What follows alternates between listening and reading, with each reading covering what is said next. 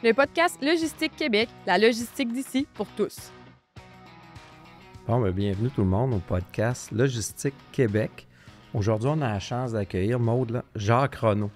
Oui, en fait, Bonjour, Jacques. On est super content de te recevoir aujourd'hui. Là, puis, ça fait longtemps qu'on voulait t'inviter au podcast, puis on va pouvoir parler de différents sujets. On voulait premièrement là, aborder avec toi un peu ton parcours professionnel, tes études en tant que maintenant là, directeur du département d'opérations et systèmes de décision à la FSA Laval. Alors, bonjour, merci de votre invitation. Moi, je suis un pur produit de l'Université Laval. Je suis un petit gars de Saint-Sacrement et puis j'ai fait toutes mes études à l'Université Laval. Aussi, en 86-90, on bougeait moins, hein? Le monde était moins grand un peu. Donc, effectivement, j'ai fait toutes mes études en administration, tout le temps en logistique, en chaîne d'approvisionnement, transport. Et puis, ça a été mon cheminement à l'université. C'est là que j'ai commencé à travailler aussi. Dès le début, après la première année, j'étais déjà assistant dans des cours, superviseur de travaux, des choses comme ça. Donc, ça a vraiment été... un attachement avec l'Université Laval. Extrêmement rapide, oui. Dans les années 80-90, là, comment qu'on s'oriente vers la logistique? Ça devient comment, ce goût-là? Oh mon Dieu, pour être honnête, là, c'est un accident. Ouais. Parce que c'est pas quelque chose qui, à l'époque, était très mis de l'avant. Même qu'il n'y avait presque pas de service d'orientation. Hein. Mm-hmm. Donc, c'est souvent un professeur ou un cours qui donne un déclic. Et puis moi, j'avais toujours un petit côté un peu mathématique, jouer des chiffres, calculer des choses. Puis c'est vraiment là que le déclic s'est fait, là, avec un cours. Puis là, oups, quelqu'un te donne une chance, t'engages. Puis c'est là que tu vois que n'importe quelle intervention auprès de quelqu'un, d'une personne, d'un étudiant, un jour, là, tu peux tout changer. Là. Oui, ça c'est vrai, pour l'avoir vécu. Là. Tu sais, Billy, je pense que toi, de ton côté, tu sais, t'as pas eu dans ton début de carrière, tu as commencé directement en logistique sans nécessairement savoir qu'il y avait ces opportunités d'études-là, puis t'es pas le seul non plus. Une succession d'accidents, la même chose. Là. Il y a beaucoup de gens en logistique, c'est ça qu'on remarque. C'est une succession d'hasards, d'accidents. Mais c'est rare de rencontrer des gens qui disent, moi, à 17 ans, 20 ans, 15 ans, j'avais comme dans l'idée de travailler en logistique. Là. C'était des pilotes. On voulait être pilote d'avion, mais finalement, on a compris qu'il y avait une tour de contrôle pour travailler en logistique. Mais... On va le voir dans ceux qui ont des entreprises familiales. Ouais. Donc, parfois dans le transport routier ou dans le manufacturier ou dans des petites business familiales. Là, on voit qu'il y en a qui veulent perpétuer, puis qui connaissent ça, puis qui veulent continuer à avancer là-dedans. Mais comme on est encore un domaine qui est mal expliqué au niveau du cégep, inévitablement, quand les gens arrivent au niveau de l'université, ils ne connaissent pas, ils découvrent la logistique et la gestion de la chaîne d'approvisionnement. Donc, c'est pour ça que c'est pas évident de voir des jeunes qui, en partant, s'orientent à ça, à moins d'être de danger dedans déjà par... c'est justement un objectif du podcast, là, d'essayer de démystifier à un niveau peut-être plus bas, plus jeune, plus précaire. Là, c'est quoi la logistique? Puis si on revient à toi, Jacques, là, le début de carrière, tu es gradué à l'université, puis là, il se passe quoi, là? Premièrement, moi, quand j'ai gradué, là, on était en récession. OK. Hein? C'était les années où est-ce que les taux d'intérêt... Là, on parle des taux d'intérêt, là, mais moi, à mon époque, c'était du 17-18 % les taux d'intérêt, puis il y avait beaucoup de chômage. Donc, ça m'a aidé jusqu'à un certain point de continuer mes études. Puis de dire, moi, je continue.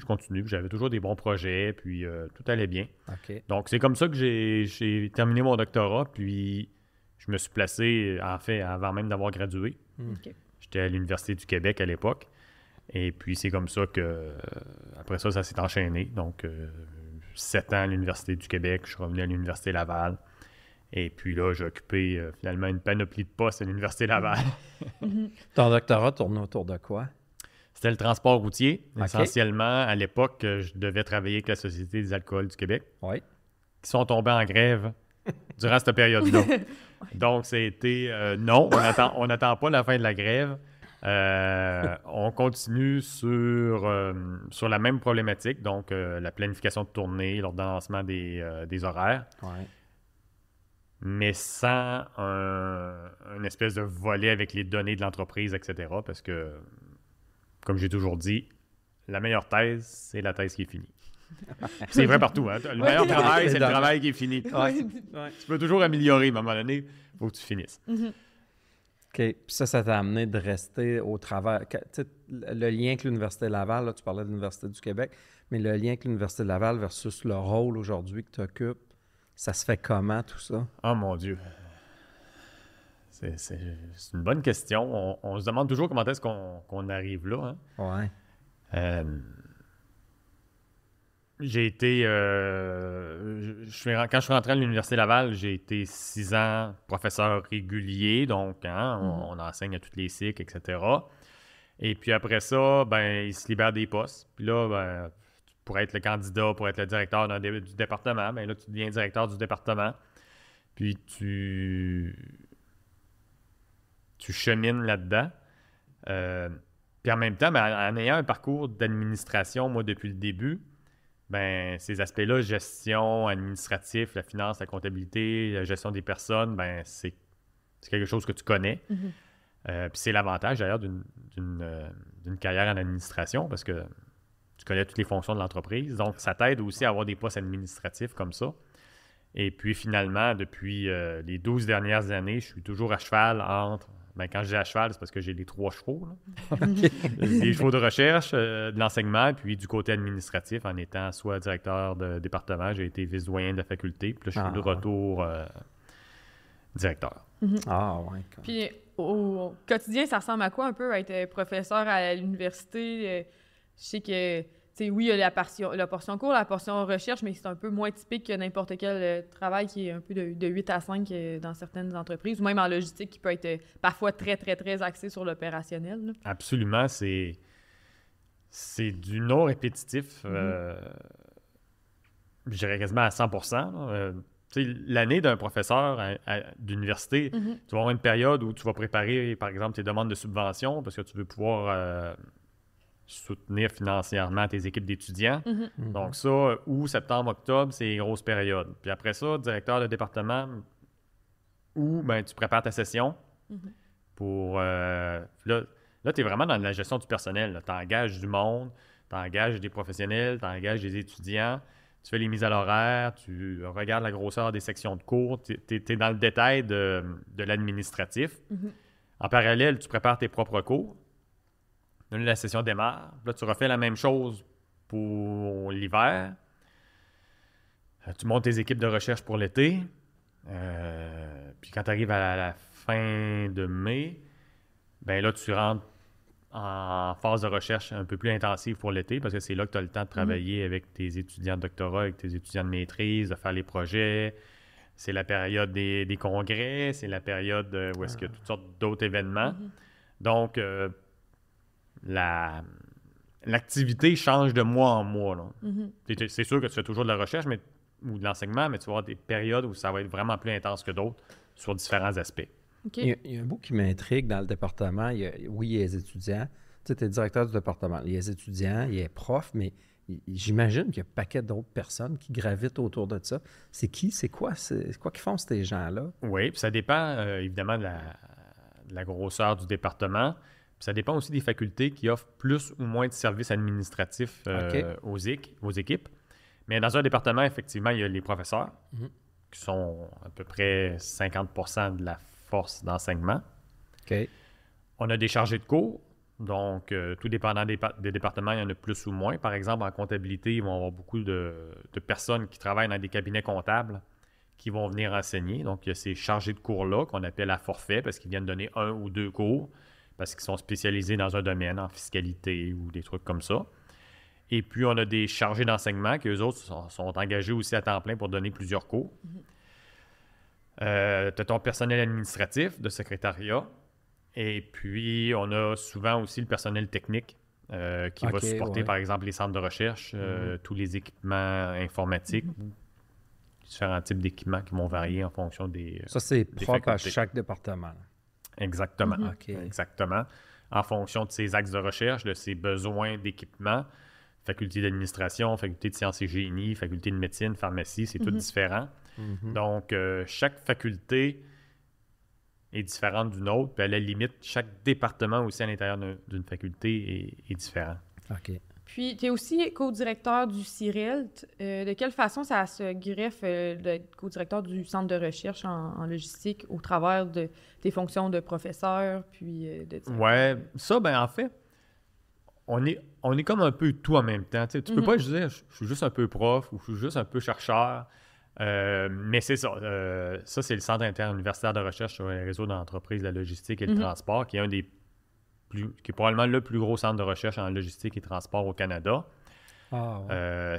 Qui est au Québec, là. Oui, absolument. Puis qui est en arrière de énormément de systèmes commerciaux, de planification de transport dans l'industrie routière, autobus, aérien, dans le ferroviaire aussi. Donc, c'est vraiment... On a au Québec une belle pépine de chercheurs et d'entreprises en transport. Puis ça te met en contact avec les ministères, avec les entreprises, avec les villes. Et puis là, tu joues vraiment... tu es comme un centre au hockey. Tu passes la POC, les meilleurs contrats, les meilleurs projets, mais tu passes ça à tes équipes de chercheurs en entour, puis tu dis « c'est lui qui sera le meilleur. C'est elle qui serait la meilleure pour ce domaine-là. Ça serait cette personne-là. » Donc là, tu es vraiment un peu le chef d'orchestre. Tu en prends parfois... Tu prends tes propres domaines à toi. Mais le but, c'est de dire, j'ai une équipe à peu près on est 110 professeurs dans le centre, sur 8 universités. C'est qui à chaque fois là, qui devrait être le mieux placé avec la meilleure équipe pour répondre aux projets de telle entreprise ou tel organisme ou telle ville. OK. C'est intéressant parce que pas toutes les entreprises qui sont au courant qu'il y a ce type de possibilité de projet-là, dans le sens que... moi, je suis au courant, mais la majorité des gens, quand j'explique ça, sont assez impressionnés de voir cette possibilité-là. J'ai connu ça dans la dernière année. J'ai trouvé ça super intéressant. J'étais allé assister à une conférence, en fait. Puis on a fait une conférence à la journée des conférences. C'était très intéressant. Puis tu parles de 8 universités. C'est-tu juste des universités du Québec et francophones ou il y a des universités oui, essentiellement, le CIRELT est un regroupement au Québec. OK. Donc, on a McGill. Quand même, donc on a du monde à McGill et à Concordia, donc c'est pas juste francophone, mais c'est essentiellement un regroupement reconnu au niveau du Québec. Donc oui, on est concentré sur les universités francophones. Sur les universités du Québec. Du Québec, OK. Ouais. Bien, c'est vraiment intéressant, là, autant pour les entreprises que les étudiants, de savoir qu'il y a ce type d'encadrement-là qui peut être offert aussi, puis de voir que, malgré l'intérêt en logistique, il y en a qui vont voir tout de suite la carrière opérationnelle, mais ça peut se développer en type de recherche aussi. Là. Moi, je le vis, puis je sais qu'il y a d'autres étudiants qui sont dans le même contexte que moi, qui ont de l'intérêt pour poursuivre là-dedans. Fait que ça peut être intéressant de voir que les professions académiques aussi, à la suite des études en logistique. Oui. Et Jacques aussi, tu as une carrière, là, c'est intéressant de t'entendre, mais surtout, il y a beaucoup de succès dans ta carrière. Peux-tu nous parler des prix, des distinctions que tu as eues? Je sais que t'es pas quelqu'un qui met ça de l'avant. Pour t'avoir eu comme professeur, je sais qu'à chaque année, tu as des nominations pour l'excellence en enseignement, puis aussi des médailles de recherche et tout ça. Là, tu l'as pas mal tout dit, là, finalement. Mais oui, on a... la faculté est très proactive en amélioration continue, puis en gestion de la qualité de ses cours et de sa recherche. Et puis... la faculté a mis de l'avant justement des programmes de récompense, ou pas nécessairement des récompenses, mais de distinction. Je pense que distinction est mieux et plus appropriée. Et puis, il y a des distinctions annuelles qui sont en performance en recherche ou au niveau de l'appréciation des cours des étudiants. Puis ça, je me débrouille quand même. Je réussis une année sur deux à aller chercher un ou l'autre de ces deux prix-là. Et puis, effectivement, je suis quand même rendu pas loin de 20-25 ans de carrière à l'Université Laval. Là. Donc, j'ai eu la chance aussi d'avoir les prix de carrière en recherche et en enseignement. Donc, en recherche, j'ai quand même, je pense que je regardais hier, au-dessus de 150 étudiants que j'ai encadrés depuis 20 ans. Wow. Donc, ça, c'est le côté qui est le plus le fun. Là. C'est vraiment... ça nous amène... à avoir des contacts partout, à avoir des gens, puis là, des fois même, t'en oublies un peu dans les cours, puis là, tu parles avec quelqu'un dans la rue, puis tu dis, j'étais dans ta classe il y a 3 ans, puis je suis rendu à telle compagnie. Puis ça, là, ça c'est ce qui est le plus... gratifiant. Puis, mon Dieu, oui, savoir que ils sont placés à tel endroit, là. Ouais. Ou quand ils te rappellent parce qu'ils disent « Ah, t'aurais-tu des bons étudiants? » Ça aussi, c'est le fun. Là, le cycle après. Exactement. Ouais. Puis t'as des bons étudiants passés pour être un utilisateur. Mais c'est super intéressant de voir l'ensemble de ton parcours, puis j'espère que ça va en inspirer plusieurs étudiants à poursuivre vers ce cheminement-là. Merci, absolument, parce qu'on en a besoin. L'entreprise, le marché en a besoin beaucoup, donc si on peut continuer à former des bons travailleurs, des bonnes travailleuses, c'est l'essentiel. Merci beaucoup. Jean. Merci.